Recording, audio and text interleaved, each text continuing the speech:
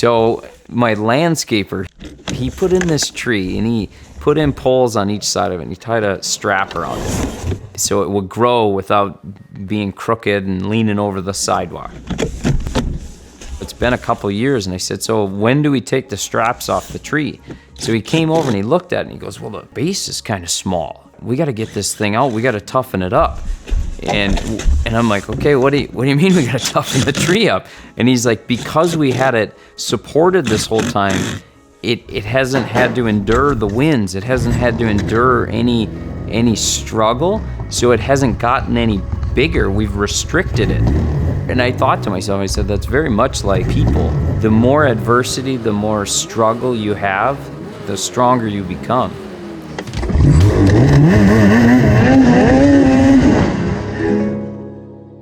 Wow, I get way off course here.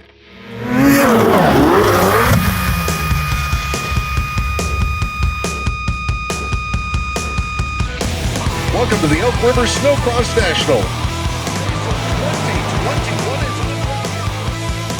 Levi is the driving force behind snowmobiling, and I say that because he's across the whole board. We've had great racers, we've had some great freestylers, but Levi has been involved with all of it and has been successful in all forms of the snowmobile world.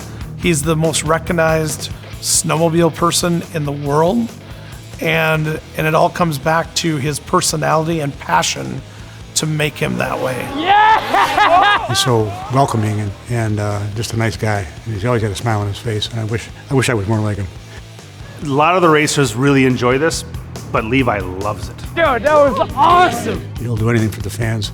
He's the last autograph signed, and we're tough competitors with each other, but I consider Levi to be one of the best friends I have in racing. When I was younger in my racing career, I was a little bit wild on the track. He started out in his early years like the sled dragging him down the track, to actually in later years being older and wiser and learning how to be one with the sled. And he's turned out to be a real good racer and even a better acrobat on a snowmobile. You get to a point where you're like, I was able to do this. What's the next challenge? For me, it started off racing, and then that led to like, hey, I think I could distance jump. Hey, I think I can double flip. And it just all of a sudden opened everything up.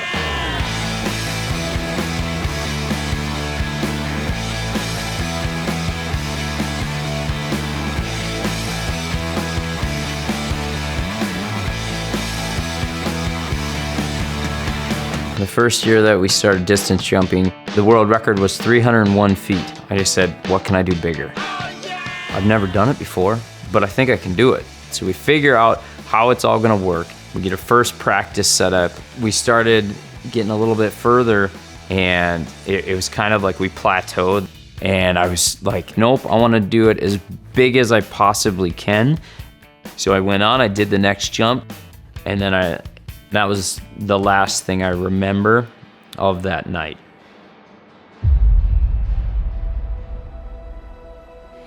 He jumped through the air, and like halfway through, you could just see his snowmobile just slowly just nosing down. And it was all just like quiet as can be, and then it just kept rolling.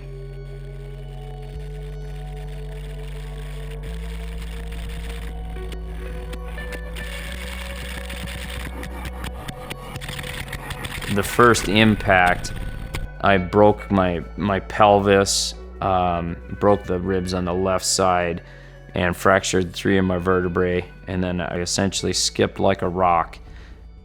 Both of his lungs were punctured, so he couldn't breathe.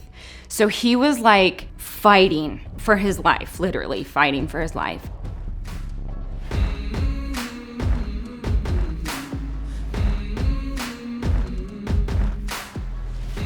It wasn't but a couple months later, I go back to my family and I tell them, hey, we're going jumping again. And they're like, I knew he would want to do it again, and of course they gave him the opportunity.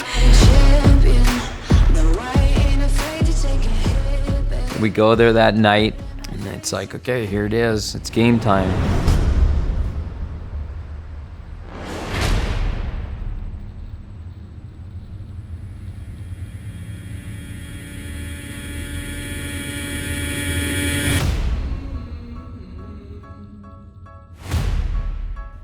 It was the first time in my life where the snowmobile felt like I was gliding. And as I'm coming into the landing, I'm like 380, 390. I kept the thing sucked up in there as long as I could, and I set it down last minute. The official over 400 feet, so we broke the world record. It was so storybook.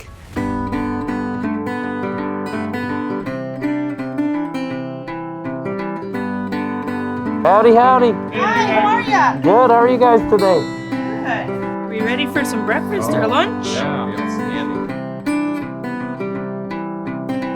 Yeah, I've been in Longville my entire life. We grew up about 1.5 miles south of town. Now I live about 1.5 miles north of town. I ride right from my house wherever I want, and I love it. Anytime you're like, whoa, dude, you got to do something really cool, or you got to meet someone really neat, or whatever, I just, it's like, yeah, it's a cool experience, but at the same time, you're still a garbage man's son. You still live in a town of 156 people. Despite all the success that he's had, he could back off and he could say, like, I've done enough, but he doesn't. He keeps going. I'm incredibly proud of him. He had said, yes, I want to be a professional snowcross racer, but I want to be bigger than the sport. And I'm not quite sure how many people think that way. I think more about how can you impact snowmobiling in a good way? How can you impact people in a positive way? You get your ears in there all right?